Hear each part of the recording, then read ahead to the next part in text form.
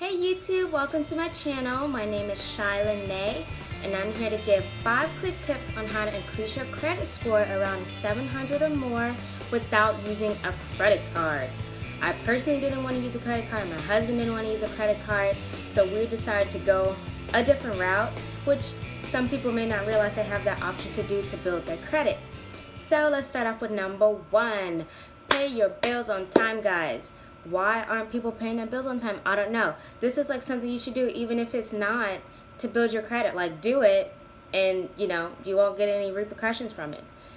The main thing that comes from this is that paying your bills on time do not necessarily build your credit up, but it can hurt it if you do not do what you're supposed to do, guys. If you don't pay your bills consistently, whoever you get your bills from or whatever the case may be, they can send your account to collections for them to get money from you, basically. And all in all, that will put a derogatory mark on your account for your credit score. And that can stay on your account for 7 years, guys. Okay, like, we don't want that. And let's say in another year or two, you want to get an apartment. You're not getting an apartment because you have all these negative things in your account and you don't want that. Let's say you want a new car. Nope, you're getting rejected because you didn't want to pay your bills on time. Okay, guys? Let's not even go through that. You can do this. So, all in all, pay your bills on time. Alright, guys, number 2 is pay off your loans. Yes, if you have loans, this single-handedly made my credit score go up just by paying on my debt. I had student loans and I have a car loan, and I had a car loan to help build my credit, and these two things help build my credit to where it is now. I started off maybe in 2013 with basically I had no credit. I didn't have anything, and it was a 300. I'm not there anymore. We definitely came a long way. So anyways, pay off your loans. They like to see that you are taking the initiative and paying down your debt. It doesn't matter how much money that you put on it, as long as you're doing something like $5 every week. That's something. It's better than nothing a week, right? It doesn't have to be, oh, I'm paying $300 a month, because that may not be realistic for some people.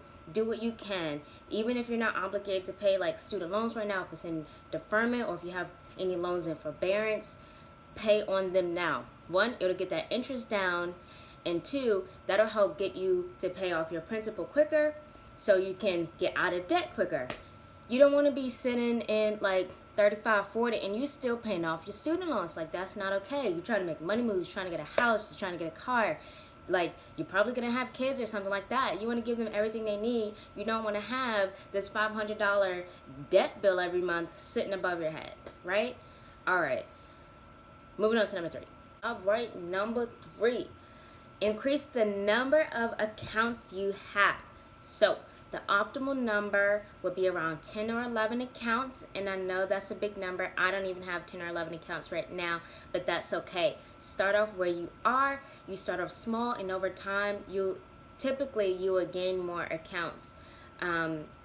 What you don't want to do is, we need more accounts. Let's just go open a bunch of different new accounts and now we're going to have great credit. No, you're just going to dig yourself in a bigger hole if you can't afford it, and if you can't manage all those accounts. You're just going to make more debt, and that's not what you want. You want to pay down the debt, you want to have accounts, but you don't want to do it too fast. Basically, what lenders want to see is that you're responsible enough and you are able to manage several different accounts and take responsibility, and they don't have to worry about anything. It shows that you're responsible, basically, that you can manage a bunch of different things that's going on. Okay? Alright, so number 4 will be the age of your credit. Lenders want to see that over several years you can be consistent and you can be responsible with taking care of all of your accounts. An optimal range would be about 5 years, and that gives them a good telltale sign that, hey, she can take care of her things. The best scenario would be 7.5 years or more for each of your accounts, okay? And this kind of goes hand in hand with number 3. You don't have to start off with hey, 10 years and it's great. Just start off with what you have now and you keep working at that, every month, every year, and sprinkle in there, you're getting more accounts and you're still working on that. But the ones that you're starting off with now are the ones that's going to be the longest ones in the future, obviously. So make sure these ones that you're starting off with are awesome. So the ones that you sprinkle in, be like, hey, I only have like a year or two of credit on this, but this, I'm still doing exactly what I'm supposed to do for these. And these longer ones show a little bit more that, hey, no matter what's going on in my life, no matter what the situation is, I can take care of what I need to. I can pay for what is necessary. So you don't have to worry about that. Lend me money, I need money, whatever the case may be. Let me live at your apartment. I don't know, whatever you need to use your credit for. All right, so last one, number 5. The last one here is talking about keeping the hard inquiries low. So this means, let's say that you're going in and you need a car loan, you're going to the dealership and you want to get a car, you need to get a car, you need to get to work. Okay? They're going to do a hard pull on your credit report, and they're going to see, hey, is this person consistent? Can they pay their bills? You know, are we going to get our money back? You know, if you need the loan or whatever the case may be. If they do not see that history and that record of you being able to do that, they are going to reject you. Okay? And that's a hard pull. A hard pull may be if you're applying to for a mortgage, or you're about to move into a new apartment and they're doing hard pulls. Don't worry about soft pulls or soft inquiries. That may be just like you checking your credit score on Credit Karma or something like that. That's fine. You do not want a lot of hard inquiries in a short time span. So let's go back to the car loan situation. Okay, so you went to this one dealership, you got rejected. Okay, but you know what? You need to get around, you got to get to work, you got to take your kids to daycare or whatever the case may be. You have stuff to do and you need a car. Okay, so now you're going to place, you're going to different dealerships, different locations, and they're just looking, oh, she got a hard pull.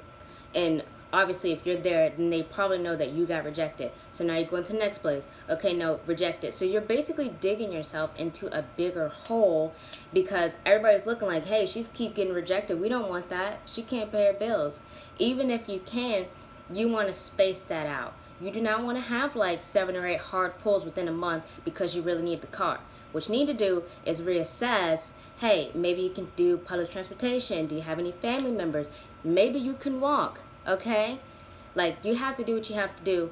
Save up a little bit. Do what you have to for that. You do not want a bunch of hard inquiries because that will hurt your credit score. That makes it seem like you cannot take care of what you need to take care of, so a lender is not going to want you as a client. Okay? Hey guys, you made it to the end. Thanks for sticking around. I know it was maybe a little bit tough to hear, tough love, but that's where we need to get to so we can all get to where we want to get to. Anyways, just to recap, number 1, pay your bills. Number 2, pay your loans. Number 3, increase the number of accounts you have. Number 4 is the age of credit. Number 5 is any hard inquiries. Thank you so much for watching, and I just want to reiterate that I am not a financial or credit expert. This is just what works for me, and I know it can work for you. It's so simple. It may take a little bit longer to build that credit than if you just had a credit card right out, but if you want to take the safe route and you don't really know much about credit cards, do not go and get a credit card right now. Do your research, do your history. Credit cards are not super scary, but if you do not know what you're doing, do not do it. Do this. It's safer out, and it's really easy. It takes almost no effort. Okay? So thank you so much. I'm going to have some more follow-up videos for things in this area. Stay tuned. Please subscribe, and I'll see you guys around, hopefully.